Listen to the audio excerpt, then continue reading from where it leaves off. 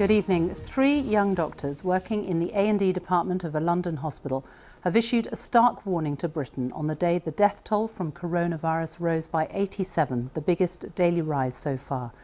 422 people have now lost their lives, but the doctors warned that they are seeing people in their 20s and 30s who are very sick, and they said that the surge of cases was only just beginning. They urged everyone to take the government's new restrictions very seriously. Today it was revealed that a new field hospital is being opened next week at a conference centre in East London that can take up to 4,000 patients. And the government has launched a volunteer scheme to recruit 250,000 people to help vulnerable people cope while they're confined to their homes. With the latest this evening, here's our health editor, Hugh Pym. We are standing at the foot of the mountain and we are looking up and we don't know where that summit is. We don't know what we're heading towards. 3 doctors at a London hospital tell me what they are now seeing daily on the front line. Patients in their 20s, patients in their 30s. We don't know what the outcome of some of these patients will be. They will go to intensive care. They may be in intensive care for some weeks, and some of them will die. And it's completely heartbreaking and harrowing. London is ahead of the rest of the UK with the coronavirus. They're warning other areas what might happen. So we have all of these people who are incredibly critically unwell, and people are dying alone. People have no company, they have no comfort, and that's incredibly difficult for healthcare providers who are trying to help people recover or in some cases pass away with dignity and kindness. And we are stretched as it is, and that's incredibly hard. But they're ready for whatever comes next. There's a lot of training that's going on to prepare for this onslaught that we are guaranteed to receive in the next few weeks and months. And I think that there's a positive, a tentative positive, that we are trying to prepare for that as best we can. In a hospital bed in Durham, Michelle had a plea to the public: be careful and responsible. I'm begging you, please be careful, be responsible. Some patients receiving care for different conditions, including cancer, are worried about what will happen as hospitals postpone some treatments to focus on coronavirus cases.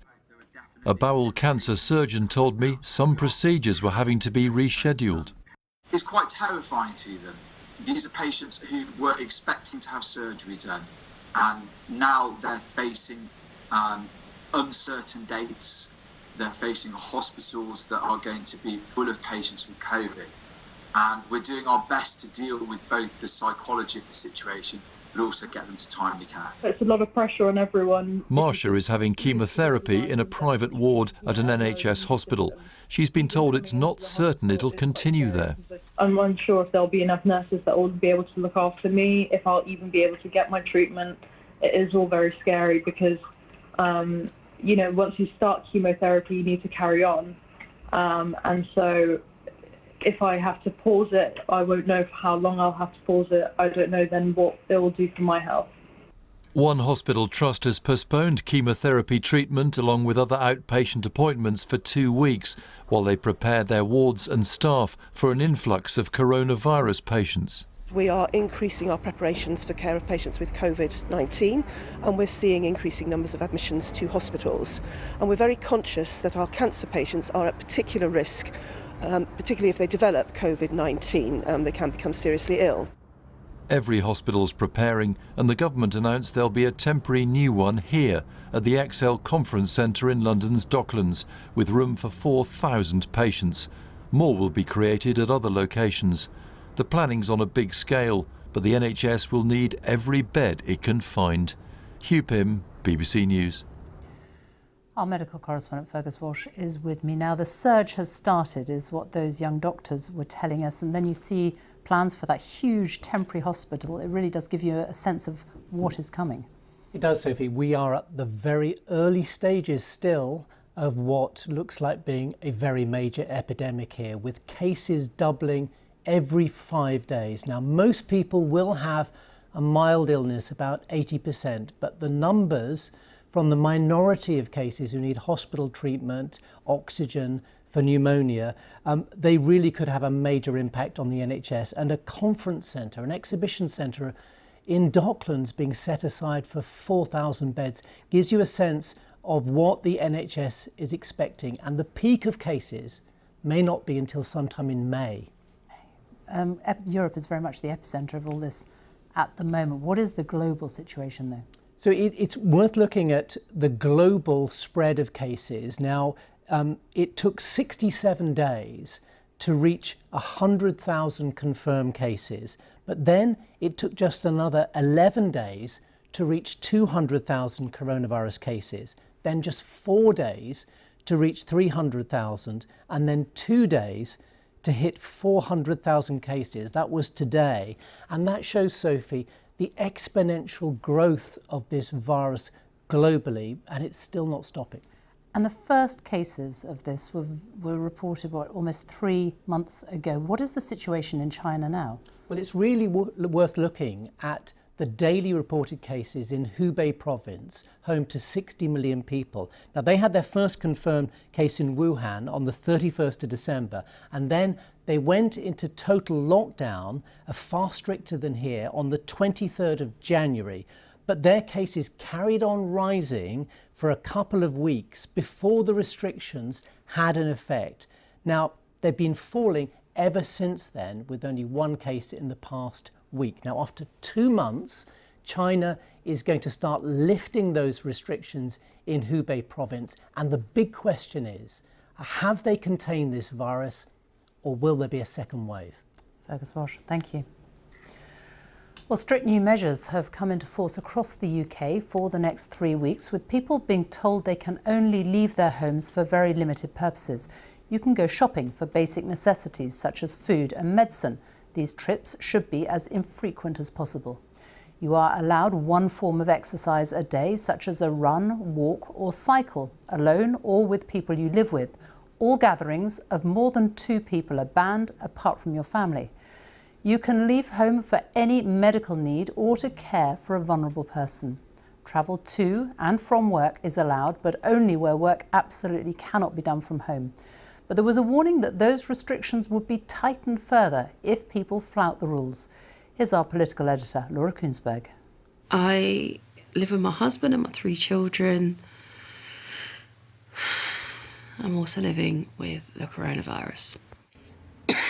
After struggling with a chest infection, she couldn't shift.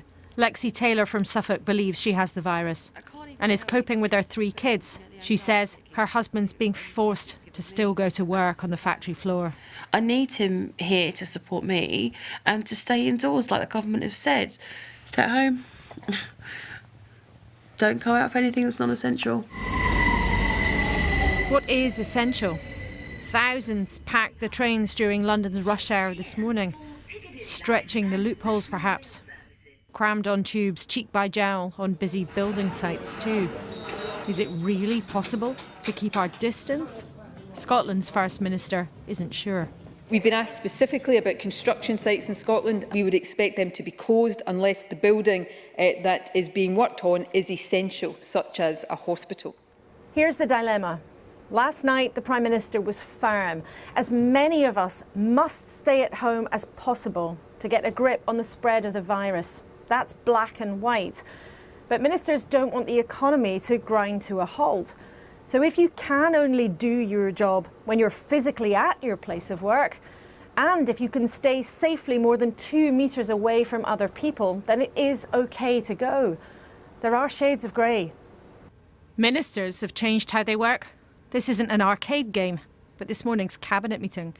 And today, for the first time, journalists were asked online to put questions in number 10. The Health Secretary began with the quickening pace of the disease.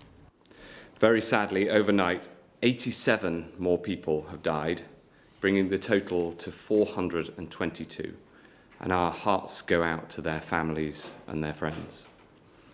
Yesterday, the Prime Minister announced the most radical steps yet to slow the spread of this virus. And these steps are not requests, they are rules. We've heard from many members of the public today who are being told that they should go to work by their boss, even though they don't think their work is essential right now at this moment, and they don't feel they can stay safely 2 metres apart from everyone else there.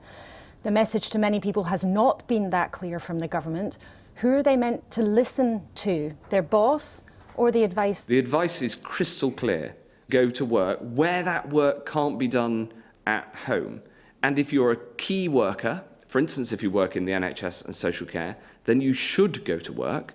And there was rather unlikely public health advice for couples who don't yet live together. Test really carefully your strength of feeling. Stay with the household, either together or apart, but keep it that way while we go forward. A lighter moment, maybe, in a serious time when the limits on our lives are growing. Police in Plymouth, politely asking drivers where they're going. So much change already, and this really is hardly the start. Laura Kunsberg, BBC News, Westminster.